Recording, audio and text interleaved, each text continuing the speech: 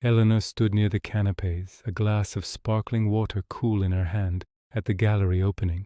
The room hummed with the sophisticated drone of 100 well-dressed conversations, a symphony of polished veneers. Spotlights illuminated modern sculptures, but the true art, Eleanor knew, was being performed by the attendees. She wasn't observing the art, she was observing the observers. Across the room, Richard, a prominent architect, was holding court. He was detailing a recent, high-profile project, his voice booming with confident authority. The challenge wasn't the structural integrity, of course, Richard pronounced, gesturing widely. The group around him nodded diligently, their expressions a blend of admiration and confusion. Eleanor heard the surface words, paradigm shift, emotional resonance, but she felt the frantic undercurrent of Richard's delivery. She saw the slight, almost imperceptible tremor in his left hand, the way his jaw muscles twitched beneath the smooth skin. He's terrified, Eleanor thought, feeling the anxiety spike in her own chest like a sudden change in altitude. He's not celebrating success. He's compensating for the gnawing fear that he's an imposter, that the critics will realize his emotional resonance is just expensive concrete. Her eyes drifted to Clara, a young journalist who was leaning in, hanging on Richard's every word. Clara offered a perfectly timed, intellectual-sounding query. Did you find that tension between utility and metaphysics ultimately resolved in the final installation? Eleanor didn't hear a question. She heard an appeal. Clara's gaze was too intense, too eager. It wasn't about the concrete. It was about seeking validation, trying to prove her worthiness to stand in Richard's magnetic field. Eleanor knew with a weary certainty that Clara's notebook held not just notes, but a frantic internal checklist of people she needed to impress to silence her own self-doubt. She smiled politely and retreated into herself, carrying the weight of her unspoken thoughts. This is the story of someone who thinks deeply, not a magical tale about a genius nobody understands. It is an honest look at how hard it is to see things clearly when most people prefer to ignore the truth. It is about people who cannot stop feeling things deeply, thinking hard, and asking questions in a world that rewards those who just follow the rules and often makes it hard for those who are truly themselves. Have you ever felt like Eleanor, like your mind refuses to sit still, even in the quietest moments? Like there is a current of thought that never stops moving? No matter how calm the world looks on the outside, you tell yourself to relax, to just breathe, to be present, but your mind is already somewhere else, wandering through memories that won't settle, replaying conversations long after they've ended, imagining futures that may never come. And then you think about the fact that you're thinking. A loop inside a loop, a mind within a mind. You watch other people laugh easily, love easily, forget easily, and you wonder what it must feel like to exist without analyzing the shape of every emotion and the meaning behind every silence. For you, nothing is ever just what it is. Every smile has layers. Every goodbye feels like a story. Every moment becomes a question with 10 deeper questions beneath it. You don't just notice the world, you absorb it. You feel too much, think too much, care too much. And it is both your greatest strength and the heaviest weight you carry. You weren't always like this. There was a time, long before the world became complicated, when feeling came naturally, before your mind learned to turn every experience into a map to be read and a mystery to be solved. But somewhere along the way, your mind became your safest place, a shelter, a quiet fortress built from perception and instinct. Not because you were weak, but because you were awake. You began to notice what others overlook, the subtle shifts in mood, the pause in someone's voice, the space between their words.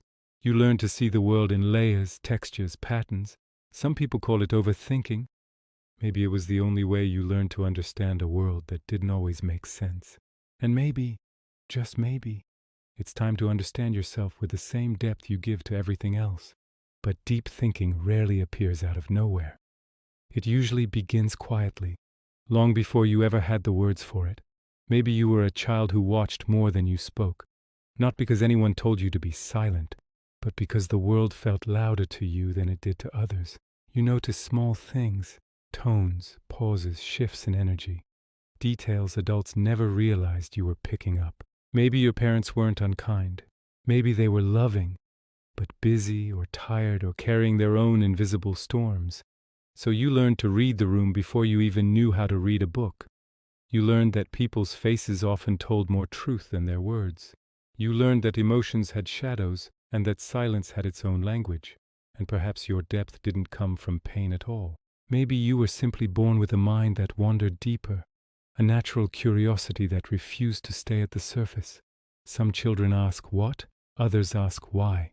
You were the child who asked why again and again, not to be difficult, but because life always felt bigger than the simple explanations people gave you. Somewhere in these early years, your mind became a place where you could understand things you couldn't say out loud. For some, depth is inherited, a temperament woven into the nervous system. For others, it's shaped by unpredictability, the need to anticipate, to decode, to stay safe. For many, it's both. But whatever your story, you grew up carrying an awareness bigger than your age and heavier than your heart knew how to hold. You learned to soothe others before you soothed yourself. You learned to observe instead of interrupt. You learned that staying attentive kept the world steady, even when you couldn't control it. And so thought, slowly and quietly, became your anchor. Not because you were fragile, but because you were sensitive in a world that often isn't. And sensitivity, no matter how misunderstood, is not a flaw. It is an intelligence of its own. The first language of deep thinkers. As you grew older, that early awareness didn't disappear. It sharpened. You began to notice patterns in people long before they noticed them in themselves. You could feel tension in a room before anyone raised their voice. You could sense when someone was hurting, even if they hid it behind a smile. You became the one who understood, the one who listened, the one who analyzed what others ignored. And people admired that about you. They came to you for advice, to help them make sense of their chaos, to explain what they couldn't put into words. But the truth behind that clarity is exhaustion, because somewhere along the way, your mind stopped being just a tool and became your armor. You learned to think instead of feel, to analyze instead of trust, to predict instead of surrender. You read people so well that you began predicting rejection before it ever happened. You prepared for disappointment even in the moments meant to bring joy, not because you're negative, but because you've been awake for too long. Hyper-awareness feels like power, but it also feels like loneliness. You're always one step ahead in your mind, but one step removed from your life. And emotional intelligence, that gift people praise you for, slowly becomes a shield. You understand people so deeply that you forget you're allowed to simply feel hurt instead of explaining it away. You forgive too quickly. You empathize too easily. You tell yourself, I understand why they acted that way, as if understanding should erase the pain. But it doesn't. You still feel it. You just don't let yourself admit it. You become both the actor and the observer, living and analyzing at the same time, present and distant, here and not here. And the mind, your loyal protector, turns into a fortress, safe on the inside, lonely on the inside. You watch other people live lightly while you live deeply. Their simplicity feels foreign. Your depth feels misunderstood. It's not that you push people away. It's that you overthink yourself out of closeness before closeness can begin. You search for subtext in someone's silence. You scan for danger in someone's affection. You look for hidden meaning behind simple words. Not because you expect the worst, but because once upon a time being too trusting cost you something. And the mind never forgets what the heart tries to hide. This is the paradox of deep thinkers. You crave connection, but you overanalyze it. You crave understanding, but you isolate yourself with insight. You crave peace, but you search for it in thought, where peace cannot live. And so you find yourself here, brilliant, perceptive, intuitive, yet tired in a way that sleep cannot fix. A tiredness born not from doing, but from noticing, from carrying what others don't see, from reading beneath the surface of every moment, every gesture, every heartbeat. Your mind is powerful, but it is not weightless, and the weight of clarity is a loneliness only deep thinkers know. But there's another layer to all of this, one that has nothing to do with trauma or upbringing, a layer written not in memory but in your biology. Deep thinkers don't just feel different, their brains work differently. Neuroscientists talk about something called the default mode network, the part of the brain that activates when your mind drifts inward. For most people, this network quiets down when they rest, but for you it never fully switches off. Even in silence, your thoughts keep weaving, reflecting, revisiting, imagining, connecting. Your brain is built like a web, not a straight line. Every idea touches 5 others. Every memory links to a meaning. Every emotion opens a door to 10 more waiting behind it. Some call this sensitivity. Some call it intuition. Some call it creativity. But whatever the name, it's real. Studies show that people with deep inner lives often have stronger connections between brain regions for memory, imagination, and emotional processing. This means you don't just observe life, you absorb it. You feel someone's tone before you process their words. You sense tension in a room before anyone speaks. You notice the micro expressions, the small cracks in a voice, the fragile seams holding someone together. That's empathy, but not the soft, poetic kind. It's neurological. High mirror neuron activity means your brain responds to other people's emotions as if they are your own. You don't try to tune in, you're wired to. This is why crowds overwhelm you, why conflict drains you, why certain people feel heavy even when they don't say a word. Your emotional bandwidth is constantly carrying what others never even register. And then there's the tug of war inside your own mind, the analytical network and the empathic network, systems that often resist each other. Most people live mostly in one, logic or feeling.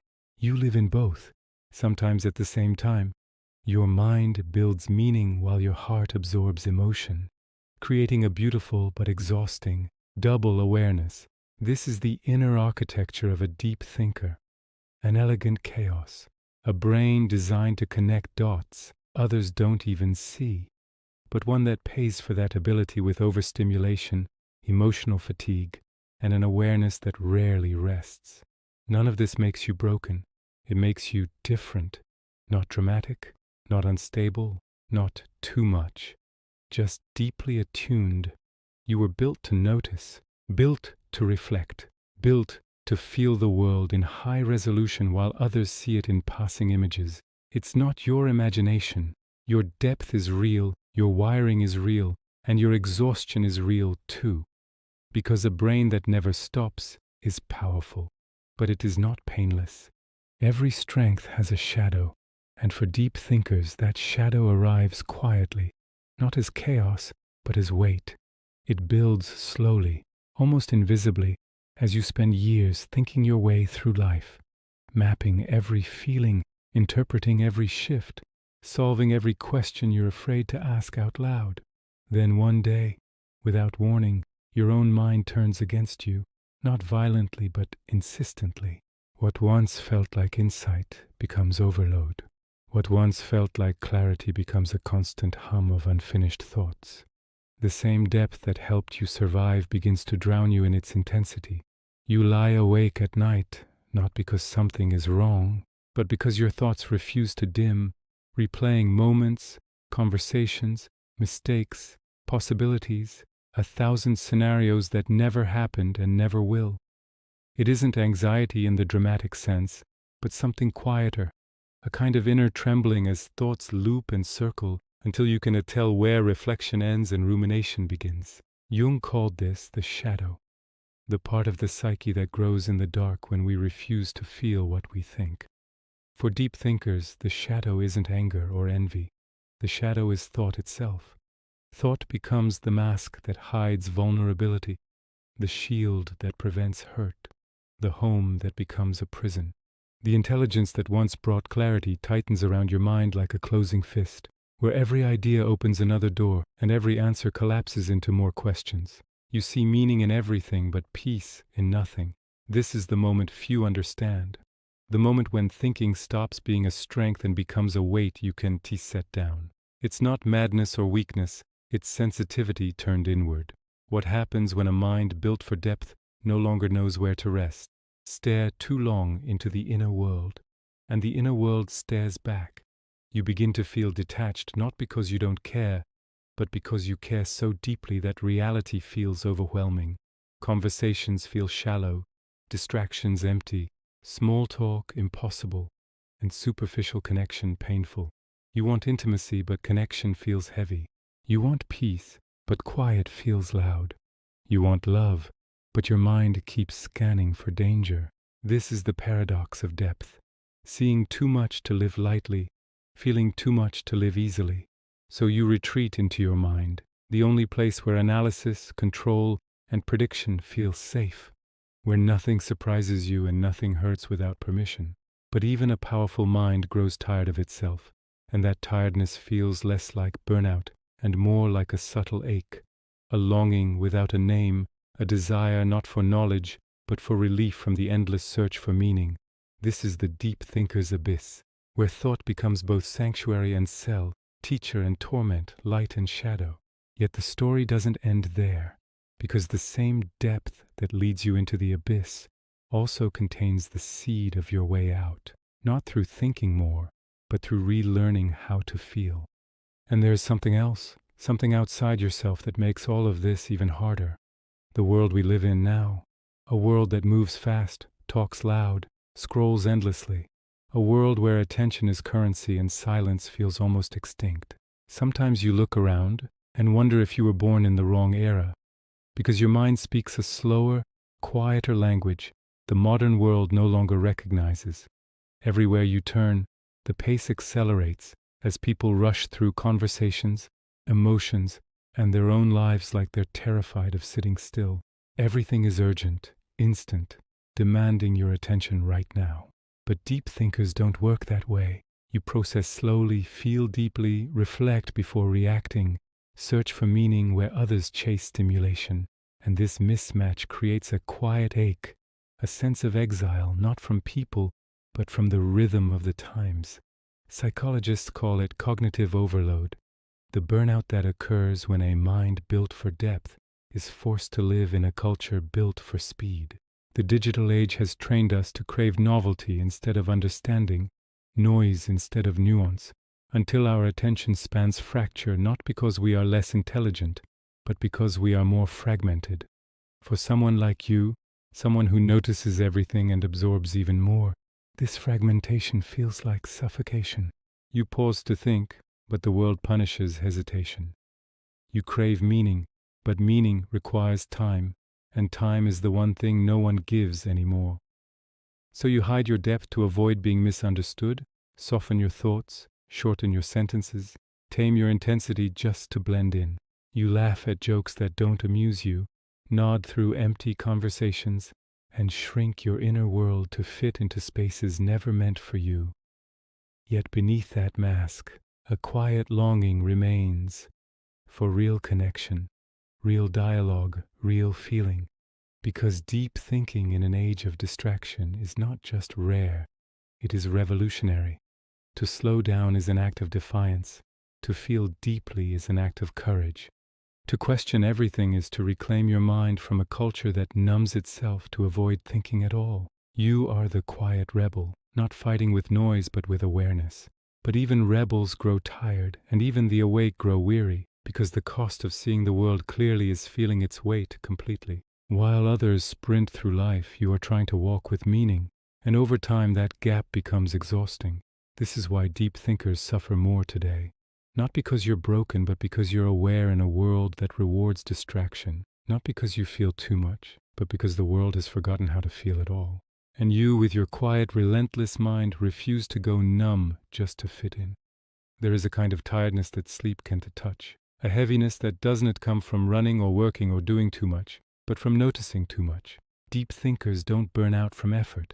They burn out from awareness, from carrying every unspoken emotion in a room, from catching the fragile details that slip past everyone else, from experiencing life not as simple moments but as layers, frequencies and meanings. You walk through the world with eyes that done to just see but sense. The couple at the cafe trying not to argue, the coworker forcing a smile that never reaches their eyes, the friend who says, "I am fine," with a tremor nobody else hears. You don't just notice it, you absorb it. That is empathy, not the soft romantic kind, but the kind born from a brain that mirrors other people's emotions as if they were your own. Over time, that sensitivity becomes a weight, a kind of emotional gravity you can't escape. Psychologists call it empathy fatigue. The burnout that happens when a mind designed to feel deeply is flooded with more emotion than it can process. It's not your fault. Your brain wasn't built to numb itself the way others do. Your emotional threshold is wider, more permeable, more open. Everything gets in, the joy, the beauty, the suffering, the fear. You feel the world in high resolution, and that clarity comes with a cost. You carry pieces of conversations long after they're over, replay other people's pain as if it lives inside you, take home emotional fragments that don't belong to you, but still feel like yours. While others move on effortlessly, you linger, you process, you reflect, not because you choose to, but because your mind doesn't know how to let things pass through without leaving a mark. There is a trembling inside you that no one else sees, a subtle burn, a constant hum, as if your nervous system is always bracing for something it can't name. This isn't drama or overreaction or being too sensitive.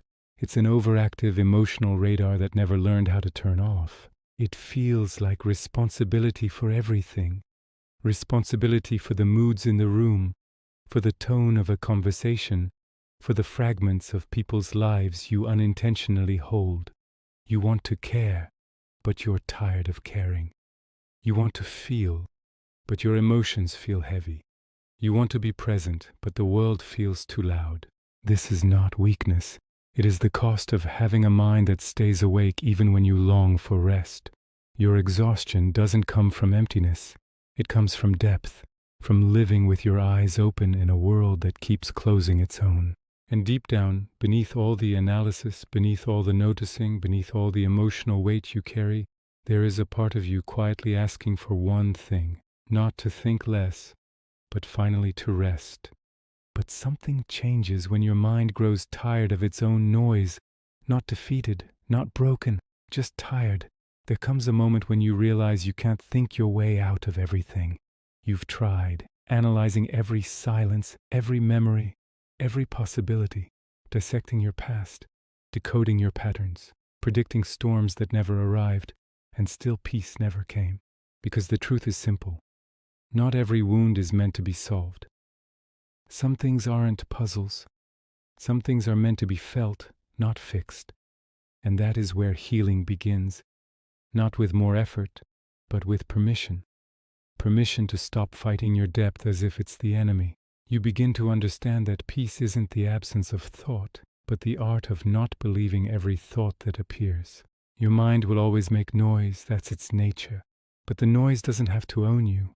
Slowly, almost imperceptibly, you start to shift.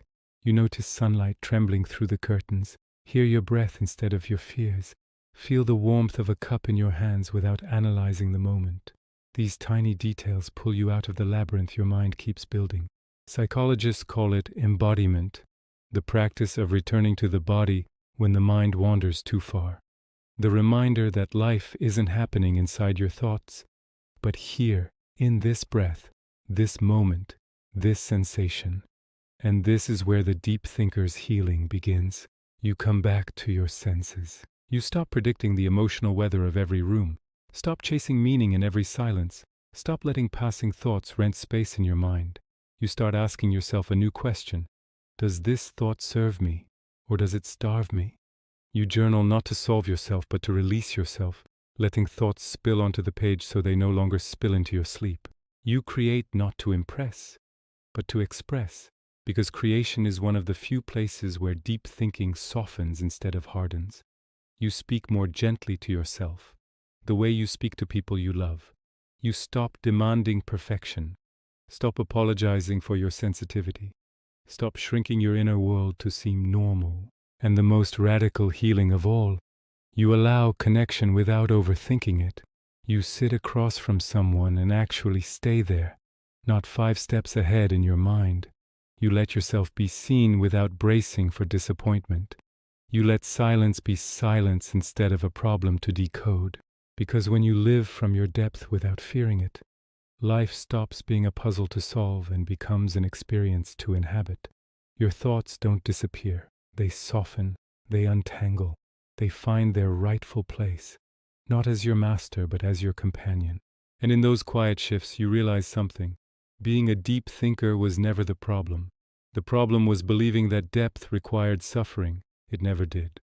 There comes a point, after all the analysis, the sleepless nights, the spirals inside your own mind, when something inside you finally softens, not because everything is solved or because the mind suddenly quiets, but because you stop fighting yourself.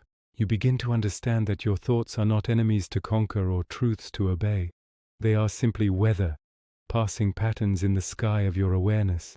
The mind moves, the heart feels, and beneath both there is something deeper, the observer, the quiet presence that notices thought without becoming it. This is what Carl Jung called individuation. The moment you stop dividing yourself into light and shadow and start integrating all that you are, you no longer treat your sensitivity as a flaw, your depth as a problem, or your awareness as something to escape. Instead, you let everything belong. You realize your intellect is a beautiful servant, but a terrible master, and that wisdom isn't found in endless analysis but in gentle presence. You start to see that the peace you've been chasing was never waiting in some future clarity.